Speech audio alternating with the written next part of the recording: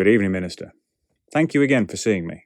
I know how busy you are with your duties, those official and unofficial. I'm aware you've already been briefed on the events surrounding Operation Jubilee, the attempt to briefly take control of the French port of Dieppe. Yes, sir. I did read the transcript of the Prime Minister's speech. It was a brave attempt to portray this operation as anything other than a tragedy. I fear, though, the Germans will not quite be as vigorous in licking their wounds as he suggests, or that General Montgomery will tire of letting people he tried to call the whole damn thing off before it was too late. You would not, however, have been provided with an opportunity to study the casualty lists pertaining to the operation. The real ones, I mean, not the ones that have been edited by the Admiralty. I've been ordered to speak with you about Royal Navy losses during the operation in particular. You will have read that during the early hours of 19th August, several of the vessels involved encountered a small German naval force whilst en route to their allocated landing site.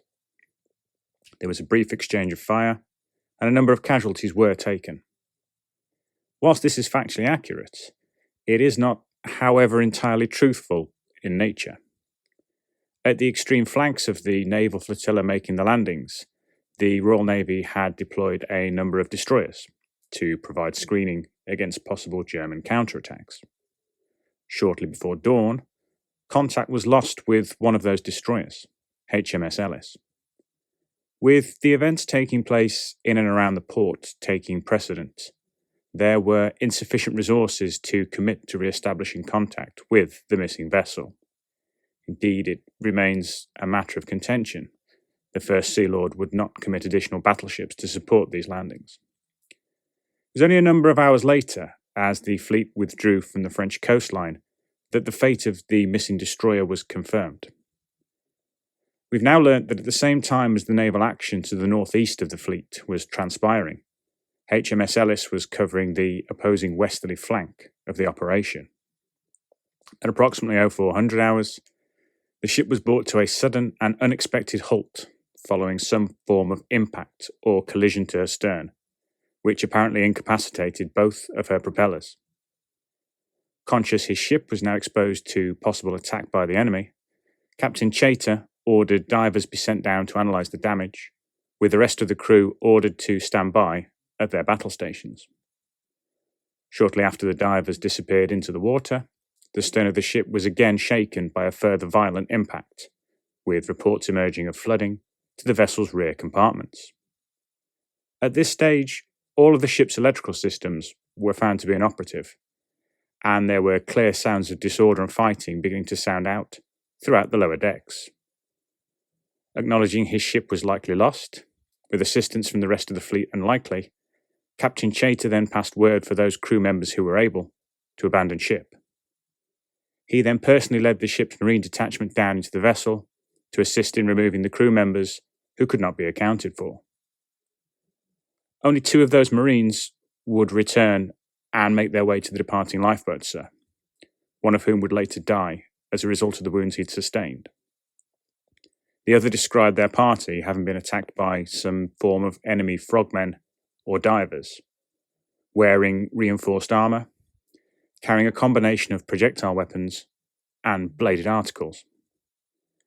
These blades were described as having the ability to cut through bulkheads and solid steel doors. There is also some suggestion they could somehow be launched or projected and then retrieved by the bearer, as if utilising some form of invisible or intangible force to do so. The armour the attackers wore rendered them resistant to the use of small arms fire. It seems those the enemy were able to be capacitated were downed only as a result of a quite bloody and brutal close quarters struggle. These divers somehow immobilised the Ellice, cut through her hull, and then slaughtered the majority of the crew stationed below decks, as well as the Marines who went to investigate. Their identity is sadly not in doubt, the surviving Marine's testimony confirming that a check underneath the armour of one of the fallen divers revealed a blood group tattooed on his arm. This is a standard feature amongst the Führer's Special Forces soldiers. The Ellice sadly succumbed to her injuries less than an hour after the attack, sinking beneath the waves, although still structurally intact. Thankfully, the survivors were encountered by HMS Aston, which was making her way home in the aftermath of the operation, and successfully recovered them. The description of these frogments is disturbing, not only in their apparent capability to sink one of our destroyers, but also in its similarity to a matter which took place 2 years ago off the coast of Scotland. During that incident, 2 Royal Navy ships were lost, HMS Mendacious and HMS Walsall, again attacked and sunk by divers using some form of hitherto unknown weaponry. It's clear, though, that on that occasion, those responsible were not German, instead representing some unknown third party. There are 2 working theories at this time. 1, this unknown antagonist has now allied herself with the Germans. Or 2, the enemy has somehow encountered them and acquired their weapons technology for themselves. As the only survivor of the Scottish incident, Lieutenant Commander Shepherd is now leading debriefs of the survivors and has been ordered to head up a working group to investigate the matter further.